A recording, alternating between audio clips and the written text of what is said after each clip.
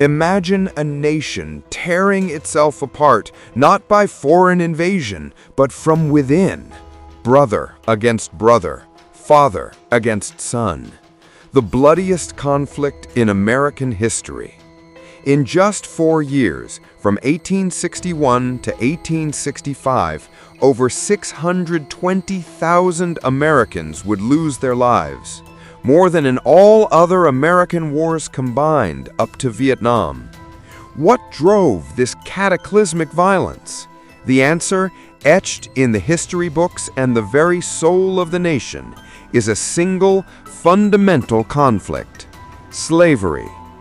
This is the story of the American Civil War, the defining moment when a fractured Union fought to determine its future. The seeds of this conflict were sown long before the first shot was fired at Fort Sumter. Since the nation's founding, two distinct societies had evolved: the industrial abolitionist North, known as the Union, and the agrarian slave-holding South, the Confederacy.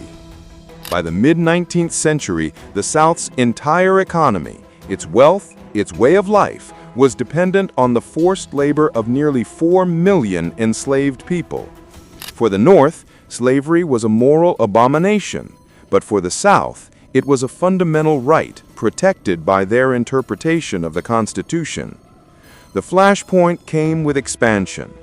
As the nation pushed westward, every new territory became a battleground. Would it be free or slave? Compromises attempted to maintain the balance, but they only postponed the inevitable. The breaking point arrived in November 1860 with the election of Abraham Lincoln. Lincoln, a Republican, stood firmly against the expansion of slavery. His victory was the final insult to the South. By December, South Carolina formally declared its secession from the Union, claiming states' rights to self-determination. Over the next few months, 6 more states followed, forming the Confederate States of America, with Jefferson Davis as their president. The United States was no more. The standoff ended in the harbor of Charleston, South Carolina, at Fort Sumter. On April 12, 1861, Confederate batteries opened fire on the federal fort. The Union garrison surrendered after a 34-hour bombardment. No one died in the battle, but the war had begun. Lincoln immediately called for 75,000 volunteers to suppress the rebellion. This call prompted 4 more states, Virginia, Arkansas, North Carolina, and Tennessee, to join the Confederacy. The lines were drawn. On paper, the Union had every advantage: a population of 22 million versus the Confederacy's 9 million, of which 3.5 million were enslaved, 85% of the nation's industry, and a robust rail network. The Confederacy held a defensive advantage, fighting on their own soil, and possessed a superior early military leadership, most notably General Robert E. Lee. The first major battle came quickly. In July 1861, at the First Battle of Bull Run near Manassas, Virginia, Union troops expecting a swift victory were routed by a determined Confederate defense. The defeat was a brutal awakening for the North. This would not be a short, glorious war. It would be a long, bloody, total conflict. The Western Front and the shift in purpose. While the war in the East settled into a stalemate, a rising star emerged in the West: Ulysses S. Grant. In early 1862, Grant captured Fort Henry and Fort Donelson in Tennessee, forcing a crucial break in the Confederate line. This earned him the nickname Unconditional Surrender Grant. The Western strategy was simple: secure the Mississippi River, splitting the Confederacy in two. The horrifying reality of industrialized warfare was laid bare at the Battle of Shiloh in April 1862. Over 23,000 casualties occurred in 2 days of fighting, a terrifying scale of loss that shocked the nation. Back east, Robert E. Lee launched his first invasion of the North, hoping to sway border states and secure European support.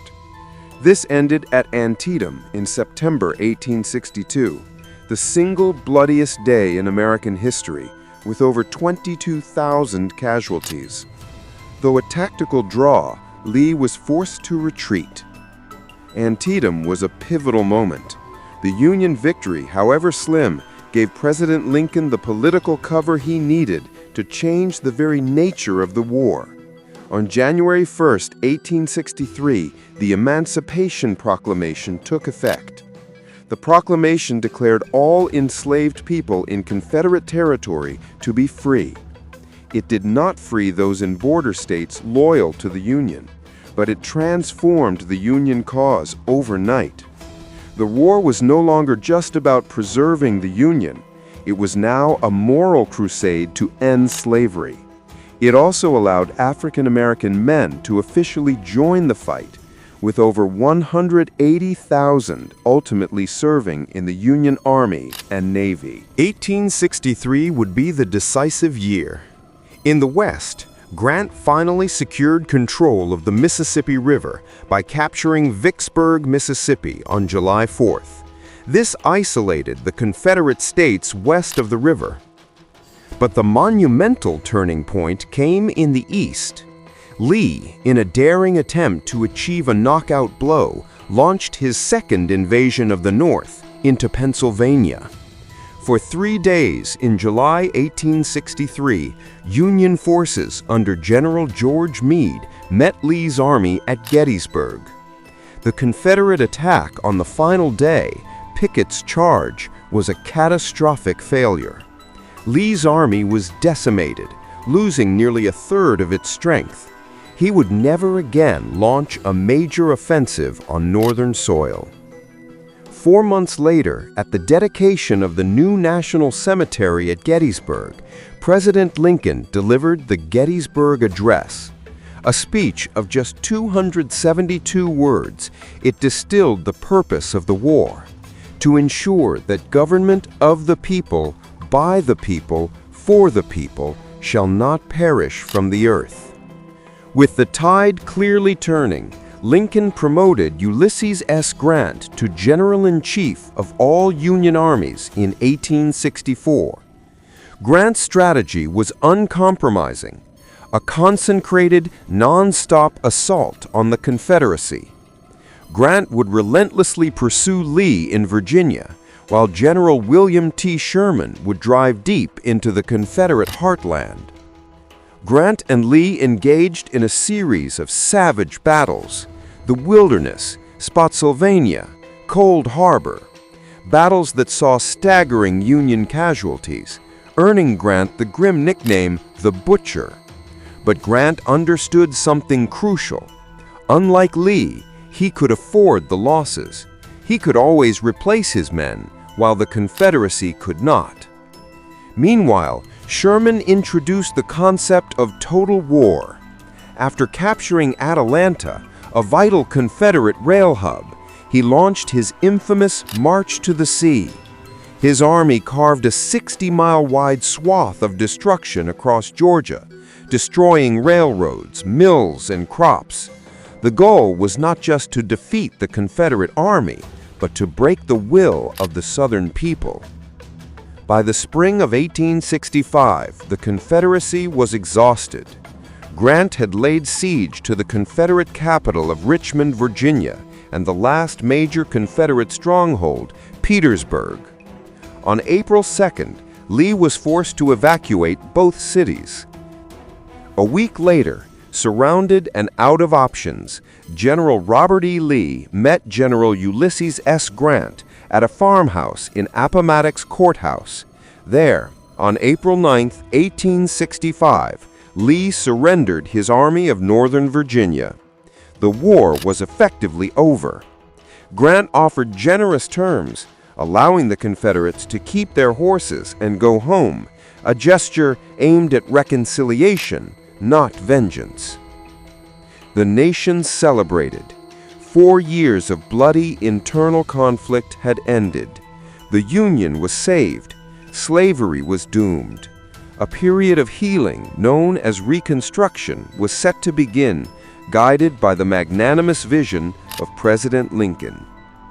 But the joy was tragically short-lived. Just 5 days after Lee's surrender, on April 14, 1865, President Abraham Lincoln was assassinated by Confederate sympathizer John Wilkes Booth at Ford's Theater. The man who had steered the nation through its darkest hour would not live to see the peace he fought for. His death cast a dark shadow over the victory and fundamentally complicated the difficult process of reuniting the nation. The American Civil War was a painful rebirth. It preserved the Union and, most importantly, resulted in the passage of the 13th Amendment, forever abolishing slavery. It defined what America truly was, not a collection of states, but one indivisible nation. The causes of the war, states' rights, economic systems, and moral beliefs, all ultimately revolved around the institution of slavery. The war's legacy remains alive today, in monuments, in ongoing debates over equality, and in the enduring commitment to the new birth of freedom that Lincoln envisioned.